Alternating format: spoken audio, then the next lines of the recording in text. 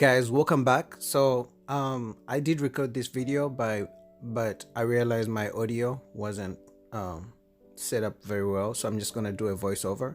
So in this tutorial we're going to be going over network security groups, network security configuration, and inspecting network protocols using Wireshark as our network protocol analyzer. All right, so we are going to create two virtual machines in the cloud using Microsoft Azure. One is going to be Windows and another is going to be Ubuntu Linux, right? And we are going to be connecting to our Windows virtual machine using RDC, which is remote desktop connection. And actually RDC is one of the protocols we're going to be analyzing using Wireshark. All right, we're going to be analyzing ICMP, Internet Control Messaging Protocol, and then we're going to be analyzing SSH for connecting to our Ubuntu Linux virtual machine. We're going to be analyzing DNS, domain name systems, and we're going to be analyzing DHCP, Dynamic Host Configuration Protocol, all right, as well as RDC, which is actually what you're going to be connecting to, what we are going to be using to connect to our Windows virtual machine. So those are all the steps we're going to be taking in this lab tutorial, and I'm going to be showing you exactly how we can configure everything from start. Now I did already create a Windows virtual machine on Azure. All right, so I'm going to show you that, but we are going to create Ubuntu machine together. All right, so let's get to it. As you can see, I already did create Windows virtual machine on Azure, right? So we're going to use the private IP address to connect to it, or to access it through the remote desktop connection right here. All right, and then we are going to create Ubuntu virtual machine, okay, together.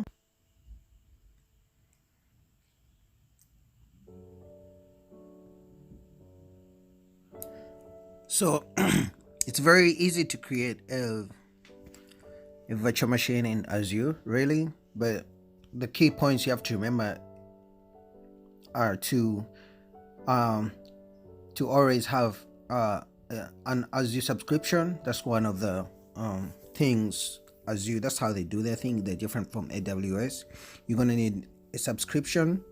So because I already created the Windows virtual machine, it also creates for me a resource group.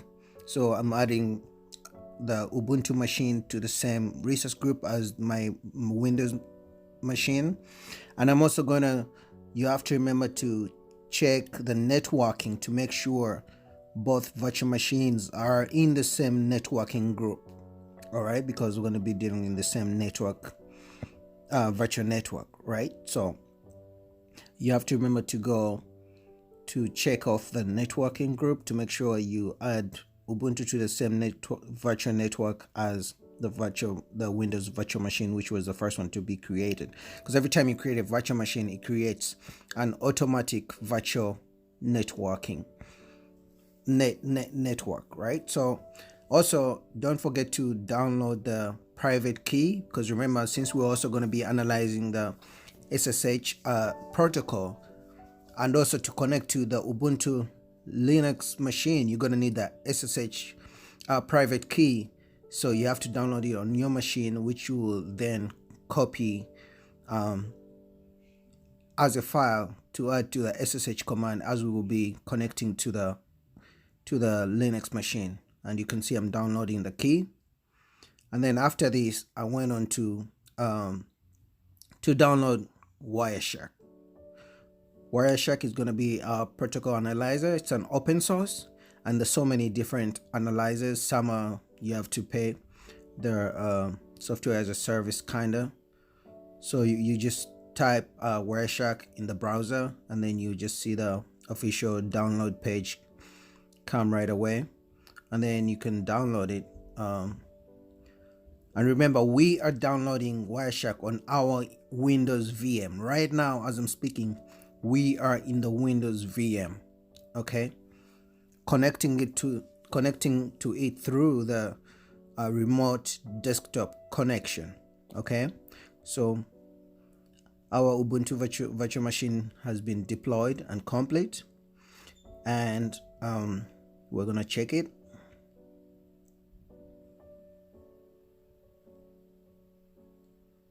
And we're looking at its private IP address, because that's the address we're gonna ping. Remember, the first protocol we're gonna analyze is ICMP, and we'll be pinging it. We'll be pinging the private IP address for the Ubuntu machine. All right. So our Wireshark has been installed, and we're gonna move on to opening Wireshark onto the next step.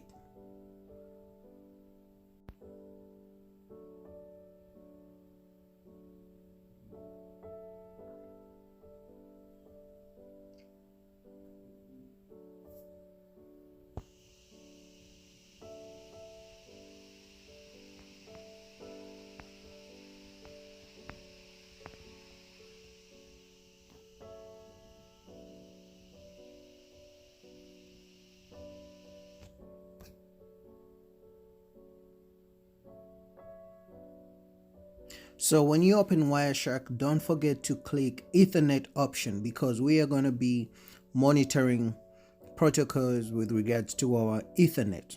All right, and you can see that as soon as you open Wireshark, Wireshark is already analyzing so much going on in the background. That's because we have DNS. That's because we have open pages like Azure. That's number one. We have Azure website open, so Wireshark is going to be tracking DNS with regards to some of the tabs open. All right, Wireshark is going to be tracking the RDC, remote desktop connection, that we're connecting, using to connect to our virtual machine. All right, and Wireshark is going to be also tracking things like Wi-Fi in the background. So that's why as soon as you open it, don't be shocked if you see so much going on and so much data being shown, destination and source. And you'll notice we have 10.0.0.4. that's the private IP address of our Windows virtual machine. So let's start off ICMP, Internet Control Message Protocol. You just click in the tab and put ICMP. All right, and you'll notice that we have nothing, no activities, no activity with regards to ICMP, because we haven't used the protocol. But we're going to use the ping command, and you have to open up your terminal, your CMD, because we're going to use ping to activate the ICMP protocol. Because what ping does is it makes a request to the IP address, and 10.0.0.5 is the private IP address of our Ubuntu Linux machine. So as soon as we press enter, right away Wireshark starts to monitor and show us exactly what's going on in the background, because we're making a request to Ubuntu and getting a reply back. That's why once you look at Wireshark, once you look on the Wireshark dashboard, you will see that it's tracking the ICMP activities, right? And then as you can see on our steps, we have monitored ICMP. Now the next step is going to be to block ICMP on the Ubuntu machine, because right now we got the reply from the Ubuntu machine once we pinged it, right? But now we're going to ping it continuously using the -t option on our ping command, and it's just going to keep requesting and getting a reply from the Ubuntu machine, and it's just going to keep going. As you can see, whether it's on the CMD terminal, we keep getting replies, constant replies, because we use the option -t, right? And then on Wireshark, we are also getting continuous request and reply. All right, and we have continuous monitoring of ICMP protocol. Now the next thing we're going to do, we're going to go to the Ubuntu machine, right? Block ICMP on the network configuration settings of Ubuntu machine. We're going to add an inbound rule to block ICMP, all traffic concerned with ICMP, and then we're going to come back and look at what's going on with the Wireshark and the CMD. All right, so now let's move to the Ubuntu virtual machine. And then once you click it, you just scroll down and go to networking. Click networking. And as soon as you click networking, you will see a tab that says add inbound port rule.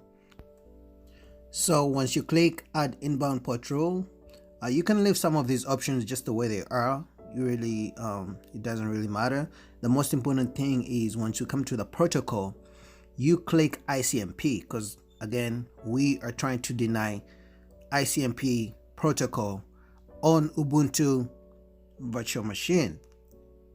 And then you can change the priority to put it a little bit above the SSH priority, because SSH priority is 300, so you can make ICMP maybe 290 just to put it above SSH. All right, and then for the description, you can always put anything as long as it will help you remember why you blocked ICMP. And for this case, it's really just a lab. It doesn't really matter. You can, any description works. For me, I put deny incoming ICMP. All right, and then once we do this, we need to go back and check exactly what's happening to our ping command, all right, and what's happening to the Wireshark once this security rule takes effect. All right, so we're gonna watch and see, because right now we're still pinging the Ubuntu Linux machine. We can see we're getting replies back, so the security rule that we just configured hasn't taken effect, but it's about to. And once you see that, it's gonna reflect both on the CMD, and Wireshark is also gonna pick that up. All right, because we're still getting replies, but let's wait just a little bit and see what happens.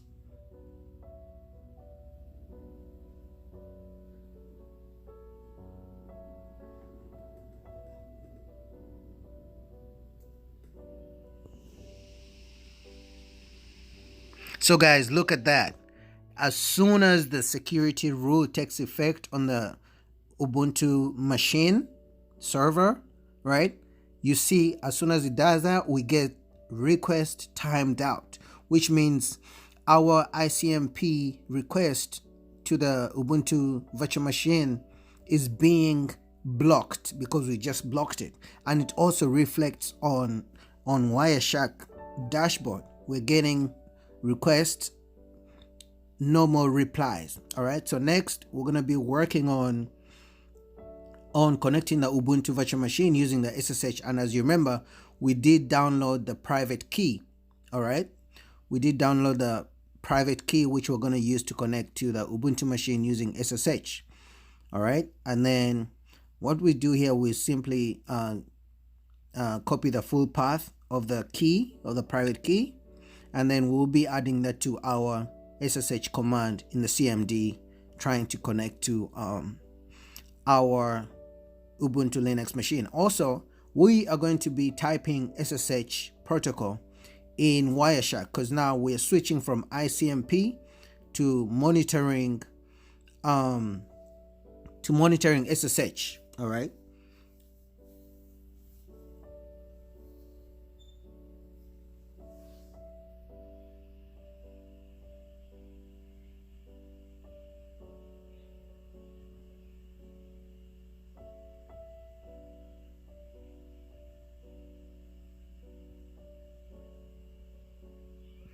And if you want an easy way of connecting to the Ubuntu machine, you just go to Ubuntu machine, click connect, and then they will show you the different options. You can either connect SSH using the Azure CLI or SSH using your local machine, which is native SSH. So once you click that, they're going to give you you can just simply copy and paste the command that we're going to be using, which is SSH -i plus the path to the private key and the user and the public IP address for the Ubuntu machine. All right, so we're going to do that right now.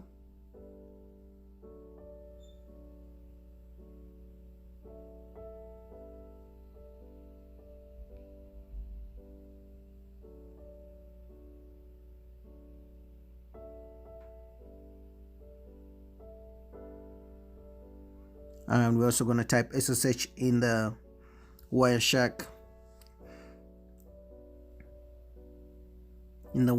tab. Also, this is another way you can check. You can put, if you don't want to just do the protocol name, you can always do TCP. They actually give you the options: TCP.port space equals space the protocol number 22. So ICMP doesn't have the protocol number. It's just, a general protocol, but other protocols that have protocol numbers, you can use those. All right, port numbers. And this is a full SSH command that you use. And then what I'm doing right here is I'm deleting the path that we copied from Azure for the private key. So you go back and copy the full path for the private key and just insert it between the username and the I option, and then just click enter. And now we're just going to be monitoring using Wireshark to see exactly what happens once we try to connect to the Ubuntu machine using the SSH. Okay, so look out at the Wireshark dashboard. What's going to be happening as soon as we click enter to try to connect to the Ubuntu machine. All right.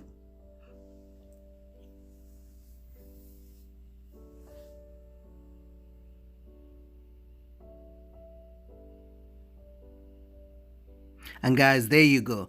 Before even we have a full handshake between Ubuntu and the virtual and Windows machine, before the fingerprint is recorded, the Wireshark is already monitoring and recording that, hey, there's some activity with regards to port 22 or with regards to SSH protocol. You can see here on the Wireshark dashboard that it's capturing everything that's going on the network. All right, so I'm gonna fully connect to my Ubuntu machine. I'm gonna go into the Ubuntu machine terminal, and then I'm gonna create a file and a directory in Ubuntu. If you guys want, I can always create some Linux videos with regards to Linux commands. I'm more into Red Hat or CentOS. All right. So here all I'm doing is using the echo command to create a file. I'm just going to write a statement to the file, and then after that I'll create a directory called Wireshark Lab. All right, so these are some of the Linux commands that you can use in a Linux server.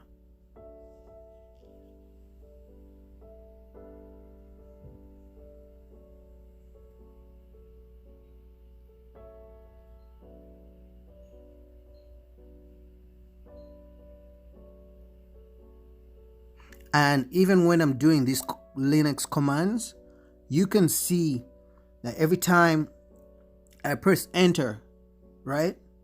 Every time I'm doing something in the Linux machine, the Wireshark is picking up every single activity. So let's say you are in charge of monitoring network in your company, network on your company's machines, your company's servers. If somebody who's not supposed to do something in there does it, and it's your job to watch exactly what's going on, you're going to be seeing that activity in Wireshark or in whichever network analyzer you use. It's going to be catching up and monitoring, hey, listen, there's something going on in your Linux server. All right, whether it's in the cloud like Azure that you're doing, whether it's just on premises, it doesn't matter. As long as you have a network protocol analyzer, it's going to be showing you that there's some activity going on. All right.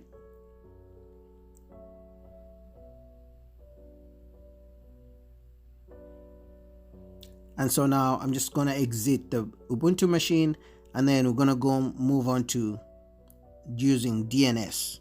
DNS is domain name system, really, which helps us map IP addresses to domain names or vice versa. All right. And we do the same thing, just type DNS in the Wireshark option up there. All right, tab. And then as soon as we do DNS, the reason you see that we have so much going on in the background, the Wireshark is capturing DNS activity, is because we have open websites like Microsoft Azure in the background. All right, we're accessing the cloud in the background using the website. So, and remember, DNS maps websites to IP addresses and vice versa. That's why we're getting that activity in the background.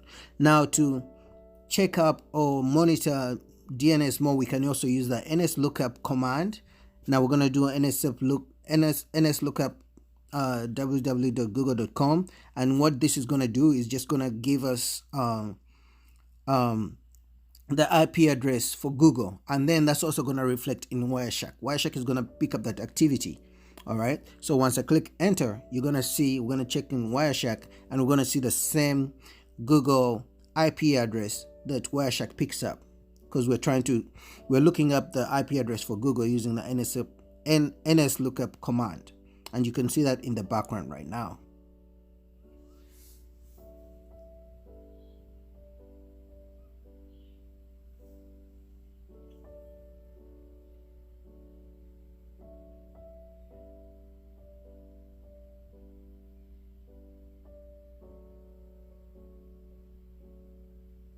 And now next we're going to do DHCP, and DHCP is dynamic host configuration protocol, which helps us DHCP servers help provide IP addresses to our servers, right? If you use the IP config all, you can see that our DHCP server also has an IP address, but it's in charge of giving us assigning IP addresses to servers. And the way we're going to monitor DHCP activity is by using ipconfig space /renew, which is basically a command that tells DHCP server that, hey, we need a new IP address. All right.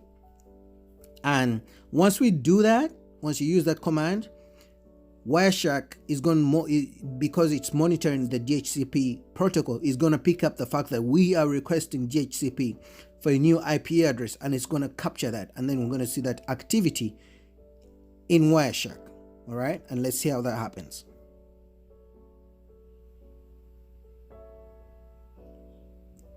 There you go, guys. As soon as we click enter, we get a renewed IP address, but also Wireshark picks up that activity. So guys, next we're going to be looking at the last protocol.